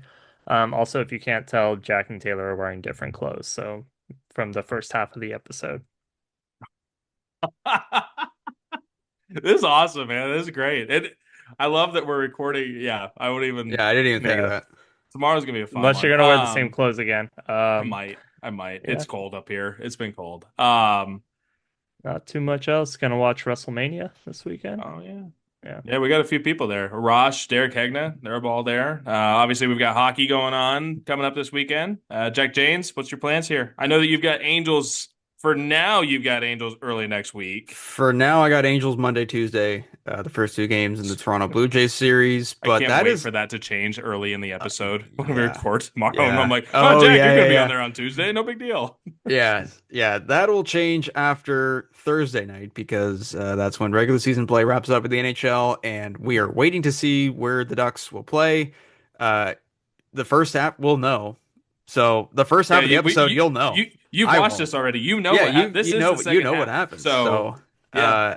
I will find out in the first half of the episode tomorrow, or Friday. They don't even know that So, we're recording tomorrow for the first half of the yeah, show, man. yeah. So, I love yeah, it. still waiting to hear back for when and where the Ducks will be playing, and that might change my plans on Angels coverage, but yeah, I don't know. So much TBD right now. You got some things going on this weekend, though. I know you got Yep. birthdays and A stuff and lot all of that. birthdays this weekend. Yeah.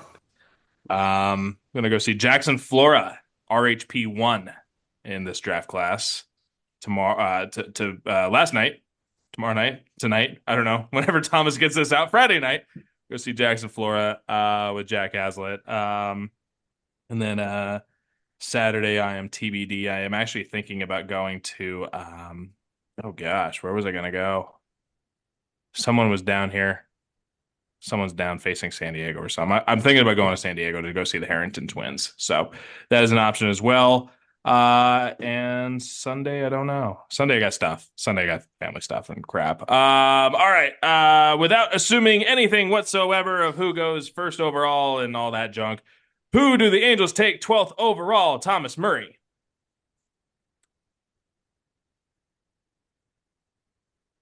Maybe they get Justin LeBron. Ooh. I've seen these start. He hasn't been playing well against SEC play, so maybe he Ooh. falls and they make a splash and get him. Be so fun. Be so fun. I The would love college that is- player. LeBron so in I LA? don't. that is I, an upside play, bro. LeBron in LA. I That'd be crazy. manifested the Flyers into the playoffs, so why not manifest Justin LeBron to the Angels? I can appreciate that. Uh Jack Chains, who you got, man? Last time you asked me, I said Jackson Flora, so I'll stay consistent. I'll say Jackson You Flora. think so he's gonna fall to 12, huh? Last time I saw it, he was like 13th on Pipeline, but that was also like 3 weeks ago. So He's like the number 3 player in the class. Might He- want he's- to hop on the LeBron train. I was gonna say if I had to hand pick right now, he's a number 4 player in the class. is there anyone named Jordan? Yeah, You can get LeBron there's and got to Jordan. be, bro. There's got to be a Oh, let Jordan. me Yeah. pull up Pipeline. Bryant. I could pull up Bryant's. There's a 100%. Jordan. There's a. I mean, I'm blanking right now off the top of my head, but there's got to be a Bryant somewhere. Let's in this look. class. Let's look. mean, There's gotta first be name a Bryant. Jordan somewhere. You know what? Command F Jordan. No Jordans? That's No crazy. way. That's crazy. Really? I mean, you Blake. could do like I'll do like Blake Bryant. James, I'll do Blake Bryant, right-handed Blake pitcher. Bryant, the Yes. Citizens Christian Academy. Yes, Yeah, I got him. 6'5". There's got to be a Jordan. He's a pitcher. Bro. Not according There is no- to yeah, not really, not that I not can think according of. to MLB Pipeline's top 100. Damn. That's you know who you should take is you should have picked Jaworski Lane. Jaworski Lane. You guys That's remember Jaworski Lane, the fullback? No. No, he was like Tampa Bay and Miami. He was a fullback for Miami in like the early 2010s. His I kid is remember Mike Oslot. yeah. Mm-hmm. Yeah, I remember many of those guys. But okay, so 12 Sawyer Stroh-Snyder, man. Come on. What's wrong with you guys? All the tools in the world, center fielder. He gets up there quick. Give me Sawyer Stroh-Snyder. I'm a big fan. All right, let's get out of here. That is Jack Janes. You can follow him on socials at @JackJanes_. That's Thomas Murray, Thomas_L_Murray. I am Taylor Blake Ward for the Sporting Tribune. 4 weeks on Katella, and that's it. Let's get out of here. Okay, bye. See ya. Have a good weekend. Bye.